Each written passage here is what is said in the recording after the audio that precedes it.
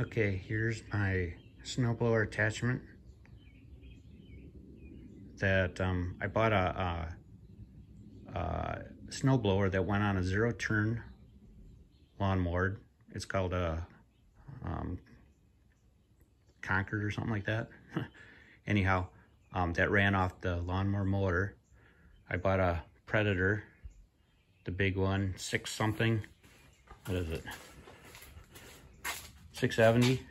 Motor's bigger than the one in the Japanese mini truck that I'm going to use it with. I have controls that I'm going to mount inside. This is all still in work in progress, so give me a break on that. But controls that I'm going to mount inside. So snout goes up.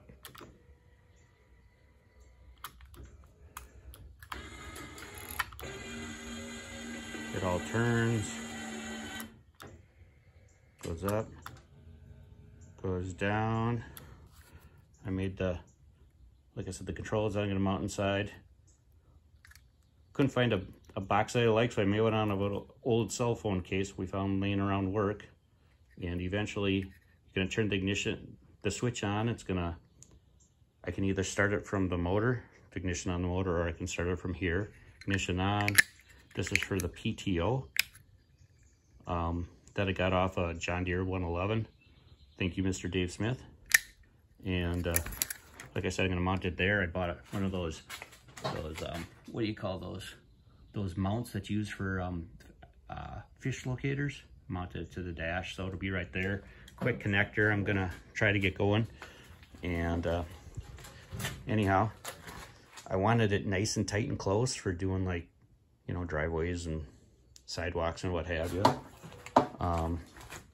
I'm gonna just plug that in, that cord right here. Plug that in. That's gonna be the battery source from the mini truck that I have over by the winch. And so my thing was, well, I kind of did it this way. I got the wheels. When I pivot it back, I wanted the weight not being on the front of the mini truck. I wanted it to be on the wheel assembly. So anyway, I got a little gas tank there, bought a swap meet for $5. I extended all those arms. Believe it or not, they only came out about another 6 inches, 6 or 8 inches from what I remember. Haven't found a great lifting point yet because it slaps to that one side when I lift it because of the weight of the motor. And I gotta make another bracket on the other side, like on the other side of this hinge bracket. I'm gonna make one on the other side. But for right now, here I got, oh, where'd my keys go? Of course, I left the ignition on last night. And there we go. I gotta put the keys in. I got all my, so this is for,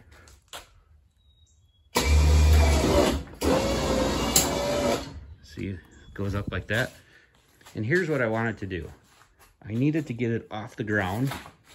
When this thing was designed originally for the zero-turn lawnmower, it only came up 3 inches off the ground in front, and it was lifted by that little poochy electric motor, linear, or whatever you call it, assembly that I got repurposed for the chute.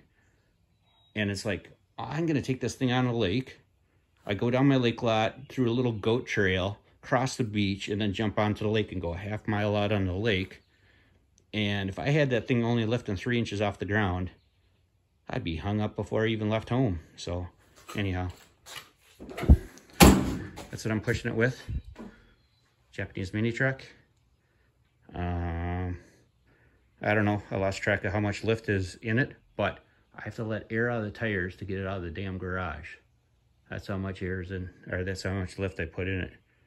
But for $150 tires and rims from a swap meet, you know, I had to lift it, put it that way. So anyhow, that's my setup for now. I'll let you know how it throws snow.